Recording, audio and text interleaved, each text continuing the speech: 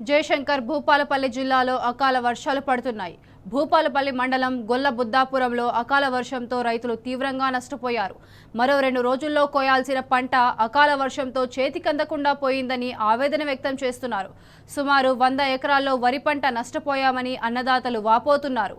వరి పంటతో పాటు మొక్కజొన్న మొత్తం నేలపై ఒరగడంతో తీవ్రంగా నష్టపోయామని రైతులు ఆందోళన చెందుతున్నారు. నష్టపోయిన తమను ప్రభుత్వమే ఆదుకోవాలని కోరుతున్నారు.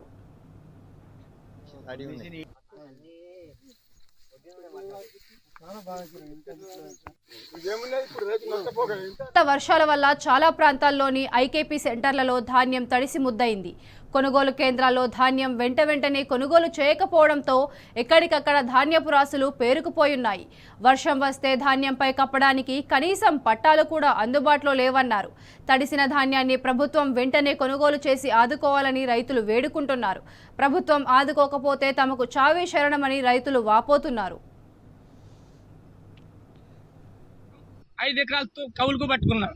ఆ కౌలు భూమి కూడా అప్పు తీసుకొచ్చి వాళ్ళు ముందు ఇస్తేనే వాళ్ళు కౌలుకి ఇచ్చినట్టున్నారు. కాబట్టి అప్పు తీసుకొచ్చి కౌలు కట్టినా ఇప్పుడు ఆ అప్పు కోసం మస్తు పరిచయం అయ్యేటట్టున్నారు. ఇప్పుడు ఆ అప్పు ఎట్లా కట్టాలి?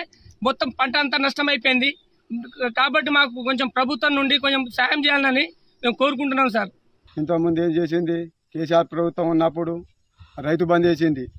ఇక కాంగ్రెస్ ప్రభుత్వం వచ్చిన కానించి రైతు బంధు లేదు, ఏది లేదు. నేను వేరే అప్పుగా తెచ్చుకొని ఈ పంట పండించుకుంటే వాకాల వర్షంతో రాత్రి రాళ్ళ వర్షం పడి ఉన్న పంట మొత్తం నేల మట్టం అయిపోయింది.